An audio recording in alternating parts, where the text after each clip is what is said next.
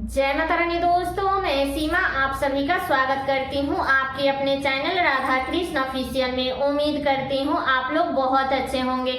तो ये बताने के लिए कमेंट बॉक्स में जय माता दी जरूर लिखिएगा। तो ये दोस्तों, आज हम इस वीडियो में जानेंगे कि साल 2024 में खरमास कब से शुरू हो रहा है, कब समाप्त हो रहा है। खरमास के दौरान हमें किन किन बातों का ध्यान रखना चाहिए ताकि हमारे द्वारा कोई भी गलती ना हो, और खरमास के दौरान हमें कौन कौन से कार्य हैं जो भूल से भी नहीं करनी चाहिए, और कौन कौन से कार्य हैं जो हमें खरमास के दौरान करनी चाहिए, और सुहागिन महिलाओं को किन किन बातों का ध्यान रखना चाहिए ताकि उनके द्वारा कोई भी गलती ना हो। तो इसी प्रकार के बहुत सारी महत्वपूर्ण बातें आज हम इस वीडियो में जानेंगे। तो आप लोग वीडियो के लास्ट तक बने रहिएगा, आप लोगों को खरमास से संबंधित संपूर्ण जानकारी मिलेगी। तो चलिए वीडियो को शुरू करते हैं और जान लेते हैं सभी महत्वपूर्ण बातें। तो सबसे पहले बता दूं दोस्तों कि खरमास जब सूर्य देव धनु और मीन राशि में प्रवेश करते हैं तो उनके जो गुरु है, गुरु बृहस्पति देव, तो उनका जो प्रभाव है ना वो कम हो जाते हैं, और सूर्य जो देव जो 7 घोड़े की सवारी करते हैं ना, तो उनकी जो रफ्तार है वो कम हो जाता है, वो खड़ के समान हो जाता है, यानी कि वो गधे के समान हो जाता है। इसलिए 1 महीना यानी कि खरमास के पूरी 1 महीना तक किसी भी प्रकार का कोई भी शुभ और मांगलिक कार्य नहीं किया जाता है। ठीक है, तो आप लोग देखते होंगे कि हमारे में देव उठनी एकादशी से सारे शुभ कार्य शुरू हो जाते हैं, और फिर खरमास के दौरान हमारे सारे शुभ कार्य बंद हो जाते हैं। इसलिए खरमास में कोई भी शुभ और मांगलिक कार्य नहीं करनी चाहिए। अब चलिए जान लेते हैं कि खरमास के दौरान हमें कौन कौन से कार्य है जो भूल से भी नहीं करने चाहिए। तो बता दूं कि खरमास के दौरान हमें गृह प्रवेश, अन्नप्राशन, किसी भी प्रकार का बड़ा आयोजन हमें नहीं करनी चाहिए, किसी भी प्रकार का शुभ और मांगलिक कार्य नहीं करनी चाहिए। मान लीजिए खरमास के दौरान ना ही हमें वाहन खरीदना चाहिए, चाहे वो 4 व्हीलर हो या बाइक हो, फ्रिज हो, कूलर हो, मतलब ये सब चीजें हमें नहीं करनी चाहिए। बड़ा जो चीज होता है ना वो हमें नहीं खरीदनी चाहिए। आप लोग खरमास से पहले खरीद लीजिए, नहीं तो आप लोग खरमास के बाद में खरीदिएगा। ठीक है, और बता दूं कि खरमास के दौरान झाड़ू नहीं खरीदना चाहिए, इस बात का ध्यान रखिएगा, जो कि शुभ नहीं होता है। ये सब कार्य जो हम करते हैं ना, इस सब का परिणाम हमें अच्छा शुभ देखने को नहीं मिलता है। और सुहागिन महिलाओं को बता दूं कि देखिए खरमास के दौरान आप लोग सुहाग की सामान मत खरीदिएगा। अगर आपको किसी को देना भी है ना तो आप पहले ही खरीद करके उसको दे दीजिए, नहीं तो आप लोग रुक सकती है तो आप लोग खरमास के बाद में खरीद लीजिएगा। अगर जरूरत उतना आवश्यक ना पड़े तो आप लोग मत खरीदिएगा, और किसी को देना है तो वो तो आप खरीद सकते हैं मजबूरी में, लेकिन खुद के यूज के लिए आप लोग खरमास में श्रृंगार का सामान मत खरीदिएगा। ठीक है, और बता दूं कि जो ही पहले का जो कोड़ा राखी है ना श्रृंगार का सामान, जैसे चूड़ी हो गया, बिंदी, सिंदूर, कुछ भी खरीद करके आप सुहाग की सामान रखिए तो उसको आप लोग खरमास से पहले ही उसको यूज कर लीजिएगा। चूड़ी है तो 2-2 हाथ में डाल लीजिए, सिंदूर रखी है तो उसमें से आप अपने मांग में एक दिन भी छुआ लीजिएगा तो उसको आप खरमास भर लगा सकती हैं। बाकी आप लोग खरमास में कोई भी सुहाग का सामान आप लोग मत निकालिएगा, इस बात का ध्यान रखिएगा।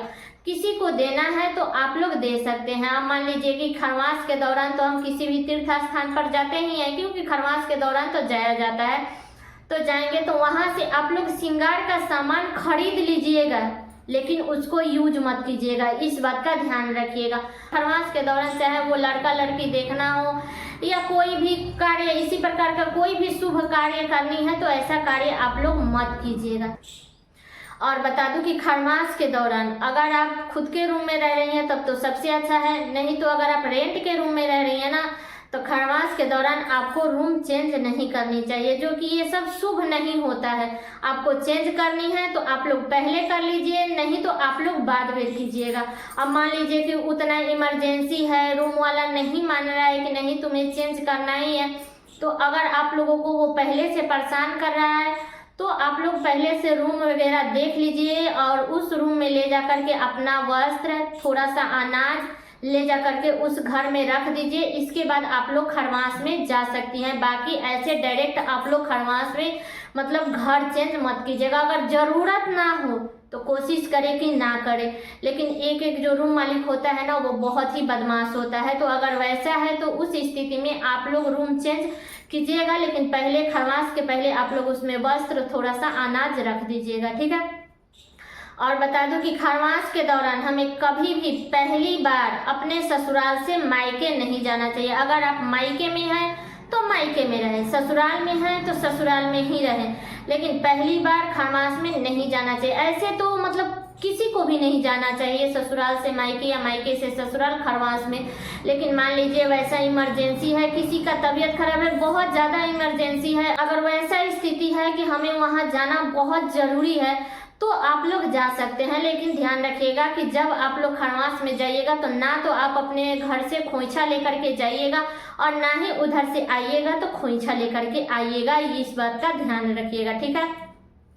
तो ये बातें क्लियर हो गई। अगली बातें है कि कभी भी हमें खरमास के दौरान बाल नहीं कटवाना चाहिए। सुहागिन महिलाओं के लिए बता रही हूँ कि बाल नहीं कटवाना चाहिए, इस बात का आप लोग ध्यान रखिएगा। तो अगली चीज है कि देखिए खरमास के दौरान हमें कभी भी नया व्रत नहीं उठाना चाहिए, क्योंकि बहुत सारे लोग हैं जो नया व्रत उठाते हैं। तो देखिए हमारे में नहीं उठाया जाता है खरमास के दौरान नया व्रत। बाकी आप अपने घर का नियम देख लीजिएगा, जो ही साप्ताहिक व्रत है, जो हम व्रत करते आ रहे हैं वो व्रत हम करेंगे, लेकिन नया व्रत हमें खरमास के दौरान नहीं उठाना चाहिए और ना ही खरमास में हमें उद्यापन करना चाहिए। बाकी आप अपने घर का नियम देख लीजिएगा, क्योंकि बहुत सारे घरों में है जो खरमास के दौरान व्रत भी उठाते हैं, व्रत का उद्यापन भी करते हैं। तो आप अपने घर का नियम देख लीजिएगा कि आपके घर में कैसे होता है, वैसा ही आप लोग कर लीजिएगा, ठीक है। तो ये बातें क्लियर हो गई। और बता दूं कि खरमास के दौरान हमें कभी भी बड़ा आयोजन नहीं करने चाहिए। जैसे पूजा पाठ में हो गया कि कितने लोग हैं जो रुद्राभिषेक कराते हैं, सत्यनारायण भगवान की कथा कहलवाते हैं, या कई प्रकार के पूजा पाठ होती है। तो इस प्रकार का बड़ा आयोजन हमें खरमास के दौरान नहीं करनी चाहिए। अब चलिए जान लेते हैं कि खरमास के दौरान हमें कौन कौन से कार्य करने चाहिए। तो देखिए खरमास के दौरान आप लोग स्वेटर, कंबल, ऊनी वस्त्र आप लोग खरीद सकते हैं, ठीक है। बता दूं कि खरमास के दौरान हम सभी देवी देवता की पूजा कर सकते हैं।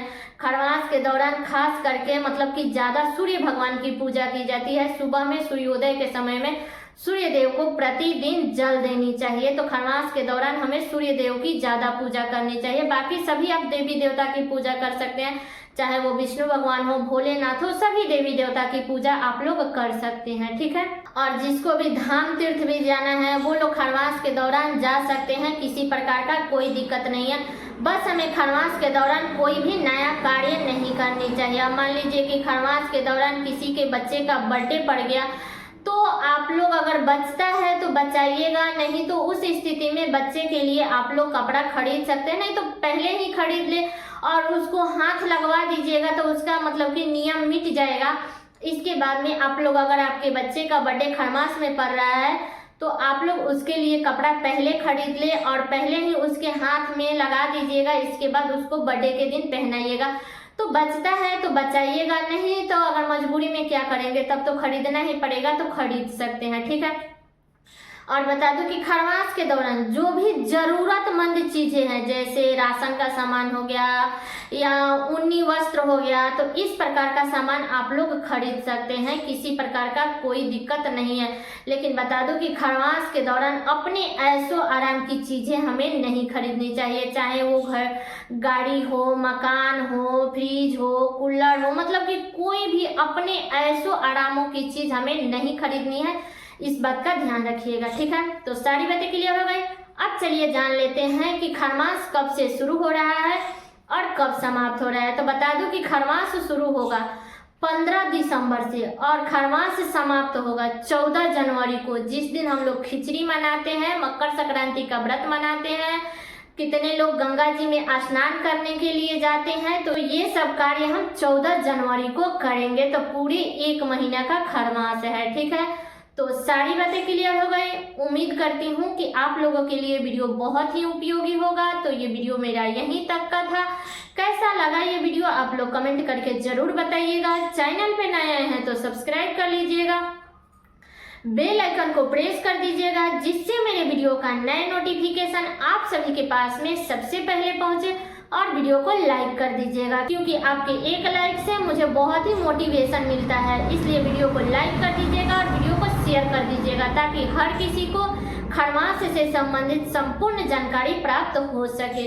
तो चलिए दोस्तों, मिलती हूँ अगले वीडियो में किसी नए वीडियो के साथ में। तब तक के लिए नमस्कार।